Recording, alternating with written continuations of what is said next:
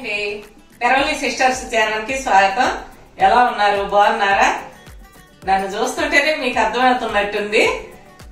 కొంచెం జలుబు, దగ్గు, లైట్ గా జ్వరం ఉంది.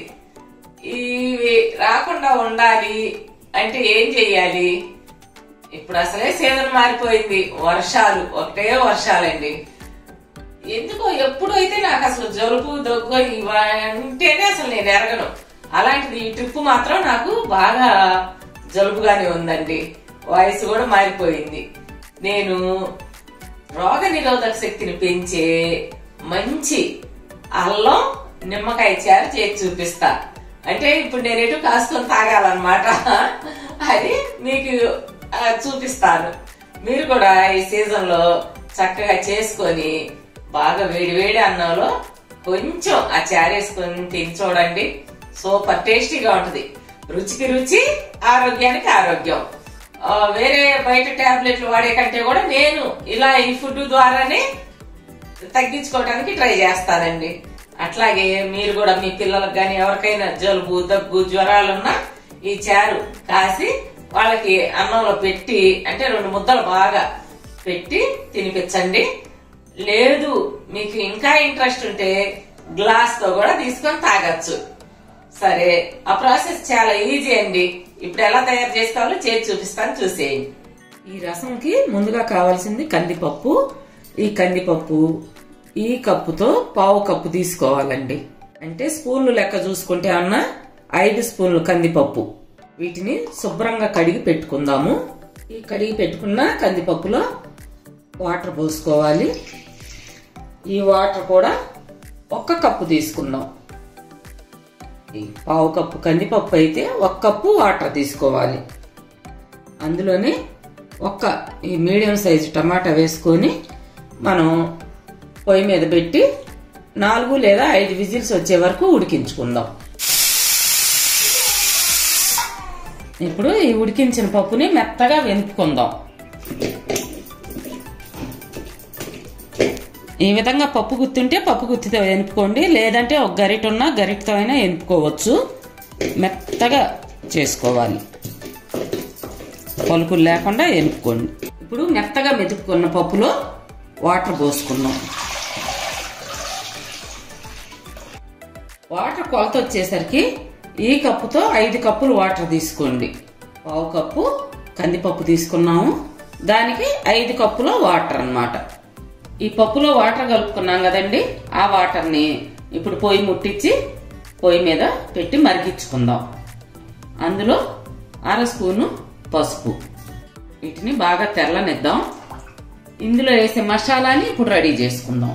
ఇదిగోండి, ధనియాలు 1 స్పూను, జీలకర్ర 1 స్పూను, మిరియాలు 1/2 స్పూన్ తీసుకోండి. మీకు ఘాటు ఎక్కువ కావాలంటే మిరియాలు స్పూన్ తీసుకోవచ్చు. ఘాటు తక్కువగా తినేవాళ్ళైతే 1/2 స్పూన్ తీసుకోండి.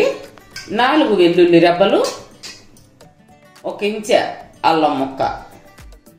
వీటిని మనం మిక్సీ పట్టుకుందాం. అయితే ముందు ఈ 3 కలిపి మిక్సీ పట్టిన తర్వాత ఇవి వేయండి. ఆ పొడిలో వేసి అప్పుడు మిక్సీ పట్టుకోండి. ఇప్పుడు ఈ మరిగే చారులో ఇందాక మనం మిక్సీ పట్టుకున్న పౌడర్ని వేద్దాం. వేసి మీడియం ఫ్లేమ్ మీద 10 నిమిషాలు ఈ విధంగా మరగనివ్వండి. ఇందులోనే ఇప్పుడు తగినంత ఉప్పు వేసుకోవాలి. ఇదిగోండి, ఉప్పు మీ టేస్ట్ని బట్టి ఉప్పు వేసుకోండి. అలాగే కొంచెం కరివేపాకు. మీడియం ఫ్లేమ్ మీద మరగనివ్వండి. ఇప్పుడు ఈ రసం బాగా మరిగిపోయినాయండి. ఇప్పుడు స్టవ్ ఆఫ్ చేసేసుకుందాం. ఇప్పుడు వేరే ప్యాన్ పెట్టుకొని అందులో 2 స్పూన్లు ఆయిల్ వేసుకోండి. 1 స్పూను తాలింపు గింజలు వేయాలి. ఇప్పుడు 2 ఎండుమిర్చి ముక్కలు. గ్యాస్ మాత్రం మీ సిమ్లోనే ఉంచుకోండి బాగా. అందులో కొన్ని సన్నగా తరిగిన పెద్ద ఉల్లిపాయ ముక్కలు, 4 పచ్చిమిర్చి చీలికలు. ఈ సైజు ఉల్లిపాయ తీసుకున్నానండి, మరీ ఎక్కువ అయితే బాగుండదు. మీడియం సైజు ఉల్లిపాయ అయితే చాలు. అందులో కొంచెం కరివేపాకు వేసుకోవాలి. వీటిని దోరగా వేగనిద్దాం.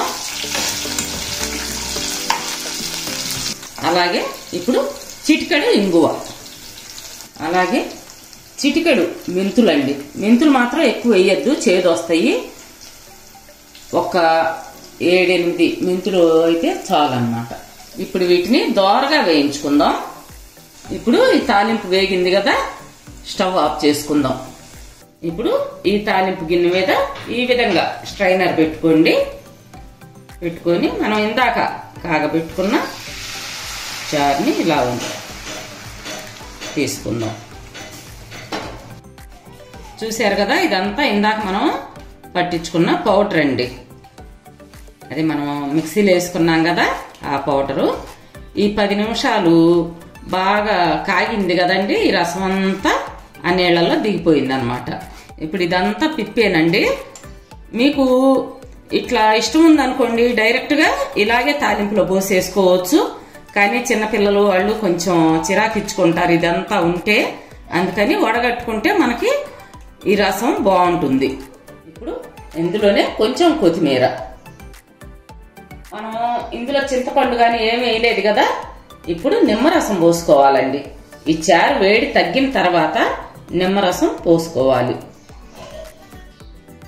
మీకు పులుపుని బట్టి చూసుకోండి. నేనైతే 3 కాయలు ఈ మీడియం సైజు నిమ్మకాయల్ని కట్ చేసి రసం తీసుకున్నాను. ఇప్పుడు పులుపు చూసుకొని, మీకు పులుపు చాలకపోతే గనక ఇంకొక కాయ పిండుకోండి రసం. మీకు కావాల్సిన పులుపు ఉప్పు ఇప్పుడే సరి చూసుకోండి. ఫైనల్లో 1/2 స్పూను నెయ్యి వేసుకోండి. ఈ చారుకి ఈ నెయ్యి పట్టడం వల్ల అమోఘమైన రుచి వస్తుంది. ఎప్పుడైనా సరే పప్పుకు కానీ, ఈ పప్పు చారు కావచ్చు, ఈ చారు రసాలకి మీరు అంతా అయిపోయాక 1 స్పూన్ నెయ్యి వేసుకోండి, అద్భుతమైన రుచి వస్తుందండి. ఇదిగోండి అల్లం నిమ్మకాయ చారు ఎలా తయారు చేసుకోవచ్చో చూశారు కదా. ఈ సీజన్లో మీరు కూడా తయారు చేసుకొని తిని ఆ జలుబు దగ్గుల్ని దూరం చేసుకోండి. ఎంత టేస్టీగా ఉందో కూడా నాకు కామెంట్స్ లో చెప్పండి. సరే బుజ్జమ్మాయి, చూసారు కదండి మరి చెల్లి చేసిన రసం. మీరు కూడా అంటూ చేసుకోండి. మరి మా వీడియోస్ మీకు నచ్చినట్టయితే లైక్ చేయండి, షేర్ చేయండి. అలాగే కొత్త వాళ్ళు మా ఛానల్ తప్పకుండా సబ్స్క్రైబ్ చేసుకోండి. పనిలో పని పక్కనున్న బెల్ ఐకాన్ క్లిక్ చేసి ఆల్ అనే ఆప్షన్ ఎంచుకుంటే మేము పెట్టే ప్రతి వీడియో మీకు నోటిఫికేషన్ రూపంలో వస్తుందండి. మరి రేపు మరో మంచి వీడియోతో కలుద్దామండి. అప్పటి వరకు బాయ్.